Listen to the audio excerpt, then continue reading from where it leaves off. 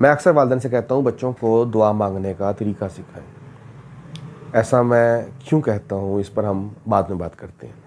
آپ نے اپنی زندگی میں کبھی کسی سے سنا ہوگا کہ میں پریشان ہوں.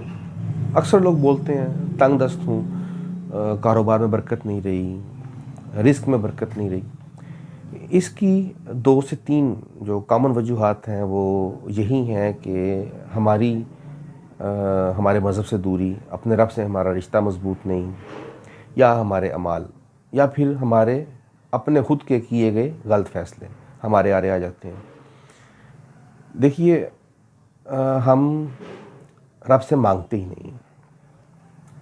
جب رب سے رشتہ مضبوط نہیں ہے تو پھر نماز سے دور ہوں گے تو پھر ہم اپنے رب سے مانگیں گے نہیں, رب سے فریاد نہیں کریں گے, تو پھر برکت کیسے ہوگی.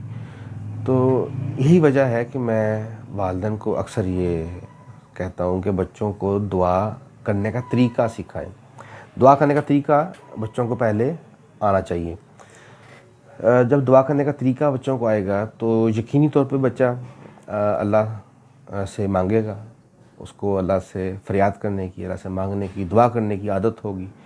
جب اللہ سے دعا کرنے کی عادت ہوگی تو پھر ظاہری سی بات ہے بچہ اپنے رب کے قریب ہوگا, اپنے مذہب کے قریب ہوگا, اپنے رب سے اس کا رشتہ مضبوط ہوگا. ویسے بھی کہتے ہیں بچوں کی دعائیں بہت جلدی قبول ہوتی ہیں.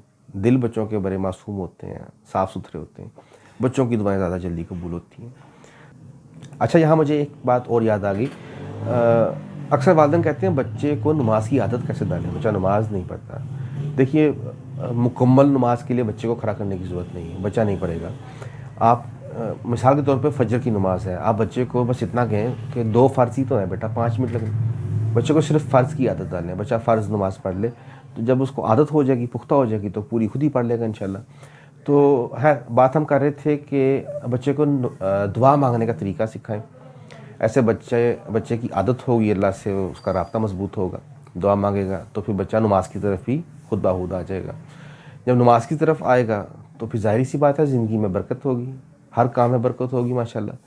تو بچوں کو دعا مانگنے کا طریقہ سکھائیں, اور اسپیشلی بچوں کو آپ بتائیں کہ دعا میں وہ بالخصوص اللہ کی تعریف اور اللہ کا شکر ادا کریں, والدین اور بزرگوں کی صحت کے لیے دعا کریں, دوست احباب کے لیے دعا مانگیں, اپنی اچھی ضروریات کے لیے دعا مانگیں.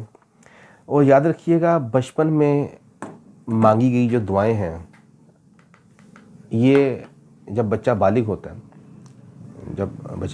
اس کے بعد کی جو بچے کی زندگی ہے اس میں بہت فائدہ دیتی ہیں, اس میں بہت گہرا اثر دکھاتی ہیں بچپن کی دعائیں.